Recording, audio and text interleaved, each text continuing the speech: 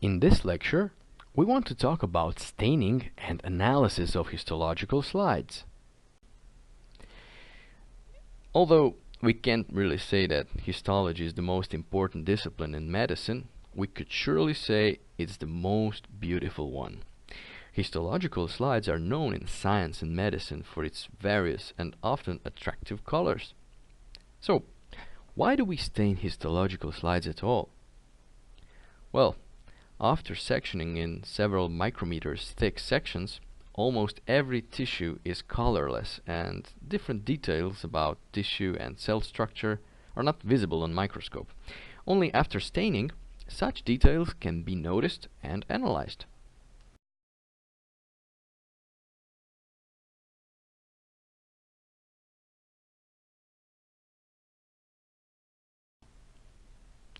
Which are the principles of staining in histology?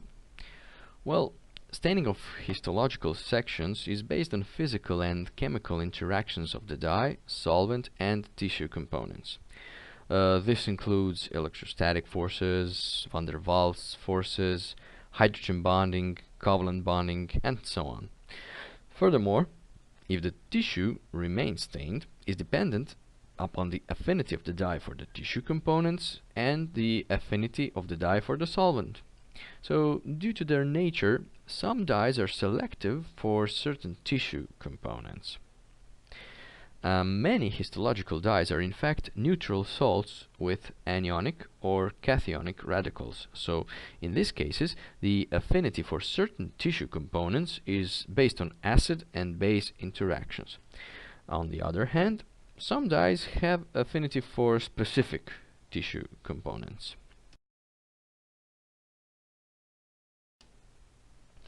We will now shortly describe the principle of tissue interaction with acidic and basic dyes. So, cations of the basic dye stain the acidic tissue components. This can be seen in this slide. We have an example of ribosomes. In this picture they are mostly attached to the rough endoplasmatic reticulum. So, ribosomes contain RNA, which is in fact an acid. And basic dye, which can be hemolum or any other basic dye, will bind to the negatively charged contents of the cell. In this case, these are ribosomes because they have a lot of RNA. Or on the other hand, this can also be the cell nucleus, which contains a lot of DNA, which is also an acid. So the result is, in the cells that have a lot of ribosomes, nuclear because of DNA, and cytoplasmatic basophilic staining because of the ribosomes.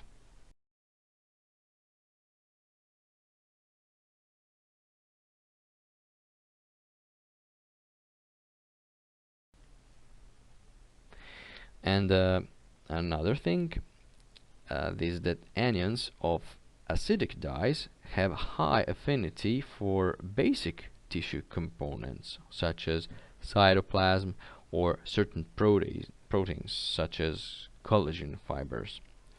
And tissues stained with basic dye are called basophilic, and these ones stained with acidic stains are called acidophilic. Like in this picture, the acidic stain binds to the positively charged content of the tissue, such as collagen fibers.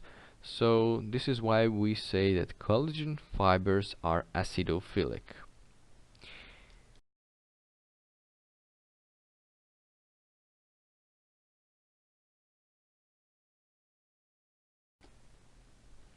In transmission electron microscopy, the slides are not stained with classical dyes, but are contrasted with heavy metal atoms, such as osmium, tungsten, lead, chrome, and similar.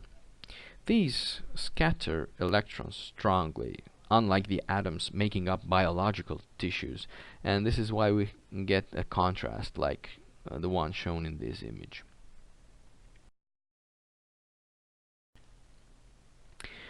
So, hemolum or hematoxylin eosin stain.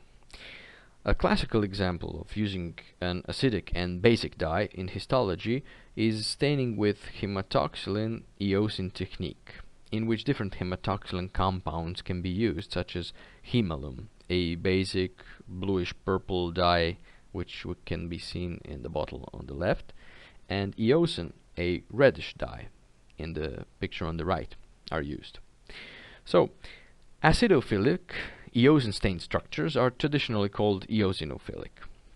Hemalum stains acidic tissue components dark blue to dark purple, for example the nucleus and rough endoplasmatic reticulum, as we explained a few slides ahead, and eosin stains basic tissue components pink and reddish, for example cytoplasm and connective tissue fibers.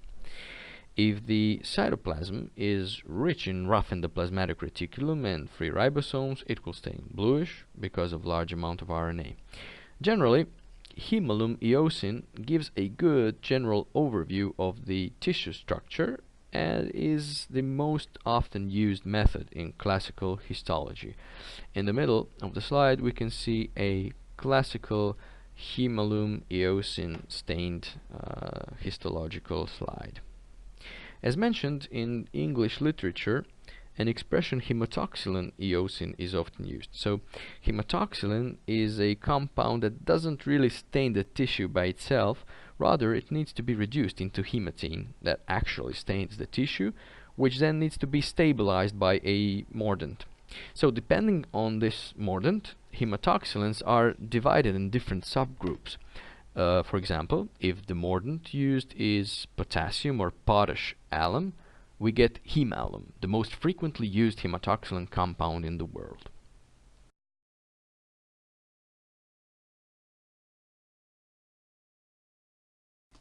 Of course, there are many different staining methods, so we will just mention some of them. For example, as in this image, sometimes a single dye is enough to show the desired tissue details. For example, toluidine blue for quick pathological diagnosis of certain malignancies on frozen sections. So we have two different images of toluidine blue stain. We can see that it can give different shades of blue and purple colors.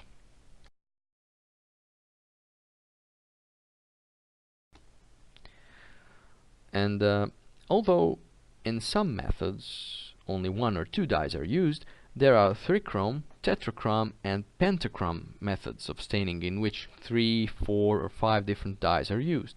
Such methods are used when it is necessary to discern additional tissue components not visible by some standard methods. Some of the most popular methods are Mallory's trichrome stain, Mason's trichrome stain, McNeil's tetrachrome stain and Mowat-Russell pentachrome stain.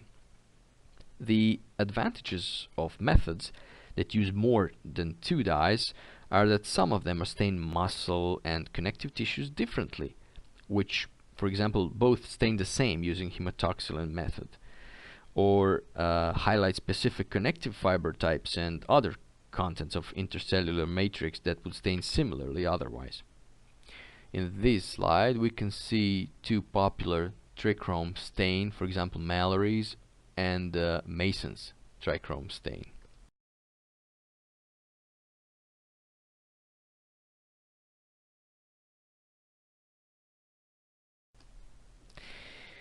Of course there are others. For example, in these two images, this is Garvey-Mowat pentachrome method. On the left we can see a small intestine slide, and on the right this is the skin of the abdomen, stained with Garvey-Mowat pentachrome method. There are many histochemical methods that are based on chemical reactions between the dye and tissue components. These methods enable determining of the localization or presence of specific types of molecules in the tissue. These encompass methods for revealing polysaccharides and oligosaccharides, lipids, different enzymes and other molecules, and ions. Some of the frequently used are pass reaction for staining polysaccharides and some related molecules. This is a reaction where periodic acid and Schiff reagent are used. We can see that one in the image on the right. Also, Prussian blue for showing iron deposits in tissues and oil red O for staining lipids on frozen sections are used. Types of histochemical methods are immunohistochemistry and immunofluorescence, where antibodies are used in combinations with different markers, such as enzymes and fluorescent molecules.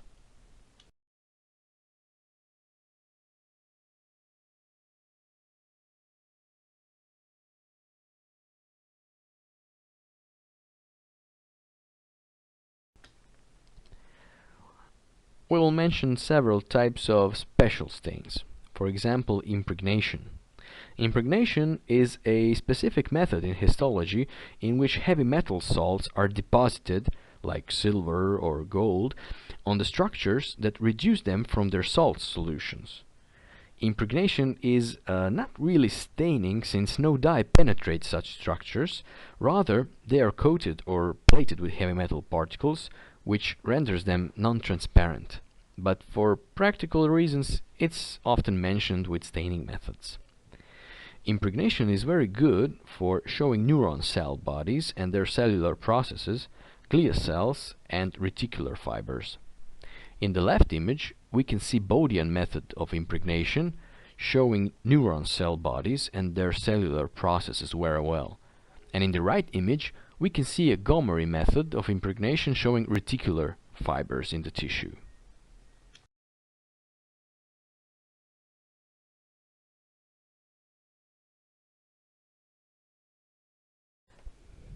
In order to show a system of vessels or tubules in a tissue, such as blood vessel network, an injection slide can be prepared. There are different methods to do this, but the point is that the dye or a contrast is injected into the system of vessels or tubules that we wish to show before the tissue is fixed. After sectioning is done, the tissue can be stained with additional counterstaining dye. We can see an example in the left image. This is an injection staining of a liver sample. Also, a bone sample can be manually or mechanically ground and polished into a very thin sample that can be immersed into a dye that penetrates the cavities and channels of the bone and renders them visible. We can see an example of that in the right image.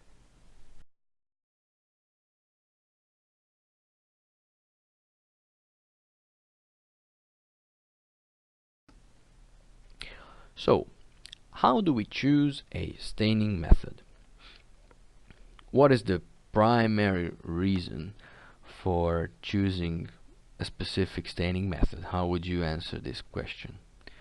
Well, maybe someone would think that it's depending on our favorite color or the price, but with all being said, I think the answer is obvious, the third one, that it's depending on which tissue components we need to visualize.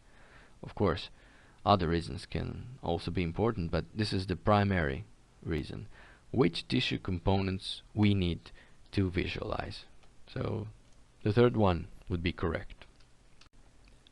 Here is an example from the practice, from the laboratory. We have a sample of elastic cartilage, and we now need to decide which stain will we choose. And well, that depends. What do we want to show? Hemolumiosin is a standard in histology and is used often both in pathological diagnostics and when a general overview of the tissue structure is needed. It has a good contrast between nucleus and cytoplasm and shows connective fibers very well. However, when we need to show specific tissue components, for example elastic fibers, we need specific methods. So we'll now show an example. What if we chose hemolum eosin for staining elastic cartilage tissue? If we stain elastic cartilage using hemolum eosin, we will get the following results. Cell nuclei have stained bluish with hemolum, collagen and elastic fibers have stained reddish with eosin, and they can't be distinguished one from another. So this slide really doesn't differ from the hyaline cartilage stained using the same technique. However, what if we used a method specific for elastic fibers? If we choose Orsine method, the slide will look somewhat different. Let's check that out. Here is a picture of Orsine stain. We can see that cell nuclei have stained bluish if hemolum was added, and this time it was. And the collagen fibers have stained light yellow because picric acid was used, and elastic fibers have stained with Orsine and appear brown. Using this method, collagen and elastic fibers are easily distinguished. So this slide differs from that one of the hyaline cartilage. So it's not always easy to decide which method should we use. Often the tissue processing prior to staining is important if our goal is to stain specific tissue components. This includes fixative choice, embedding methods, avoiding certain solvents, and similar. So this is why it's important to plan well prior to any investigation that includes histological methods, because this will directly influence the sample processing and staining method choice. It's recommended to use standardized and tried protocols and adequate controls, as well as consult people with experience with the desired methods. And sometimes it's really a good idea to include a histologist in your team of researchers.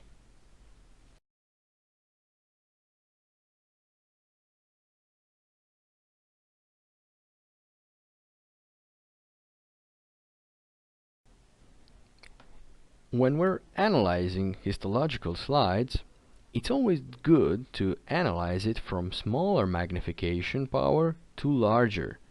And before microscopy, it is good to make a macroscopic overview in order to obtain some general information about the tissue. Homogeneous or heterogeneous stain, what is the shape, what's the structure, what does general tissue layout look like, are there any specific structures, what is the dominating stain, are there any large artifacts, and similar. Light microscopy is most often done at magnification of 40, 100 and 400 times, although the magnifications can also be lower or higher than stated, for example when immersion oil is used with the corresponding objective.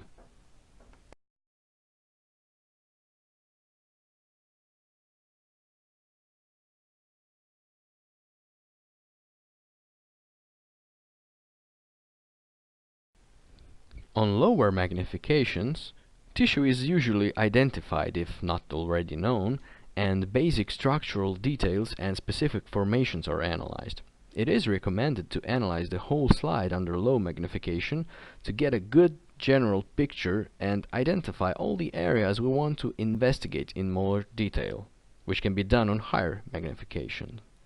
For example, we can see a small intestine slide in these three images, and from left to the right we have small, we have medium, and we have large magnification.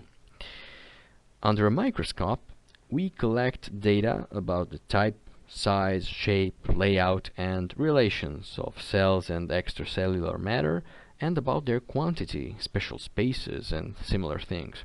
We analyze the type and intensity of staining and its meaning depending on the method.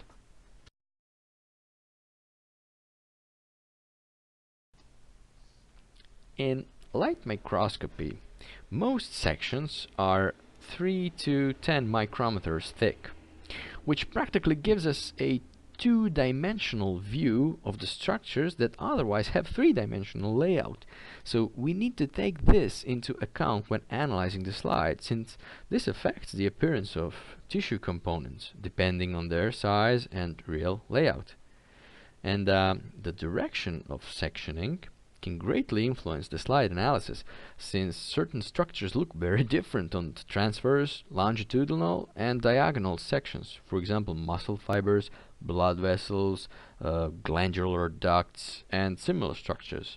This is why the person analyzing the tissue needs to have some prior knowledge about the structure of the tissue he or she is analyzing.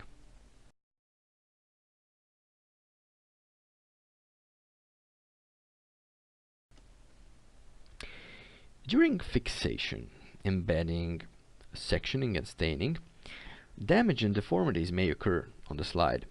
These are called artifacts.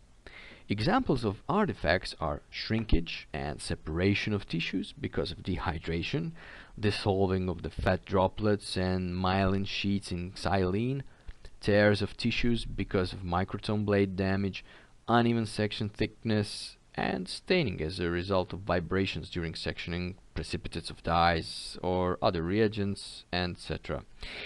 Artifacts can be avoided to an extent by careful and expert handling of samples, but they can't really be completely eliminated. This is why they must be taken into account when analyzing the slides. These are just a few examples of artifacts. On the left we have shrinkage of colloid and thyroid gland. In the middle we have several folds in tissues. Also we have shrinkage and some tearing of the tissue. This is not really a good slide. This is why we took it as an example of artifact. And on the right we have a tear because of the microtome blade damage. You can see white horizontal lines in the tendon which are not normally there. They are because of the damaged microtome knife.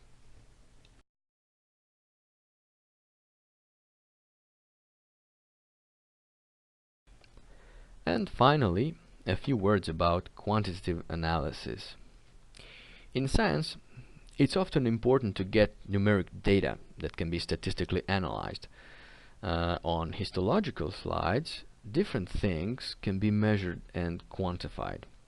Quantitative analysis can mean many different things, from simple counting of cells in the field of view to complex stereological measurements and formulas.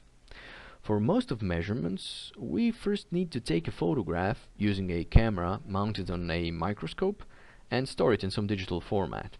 For obtaining quantitative data and their analysis, many computer programs have been developed. Some are paid, closed source, and propriety of international companies producing cameras and microscopes, while others are free, open source, and available to everyone, developed by a community of scientists and computer programmers. For example, ImageJ or its distribution Fiji, which we can see in the left image at work.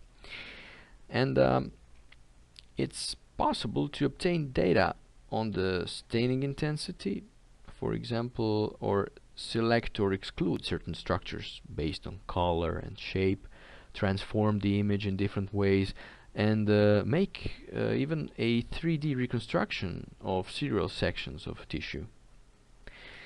In 21st century, methods of quantitative image analysis are more and more numerous, and their possibilities are increasing each day. And I thank you for your attention.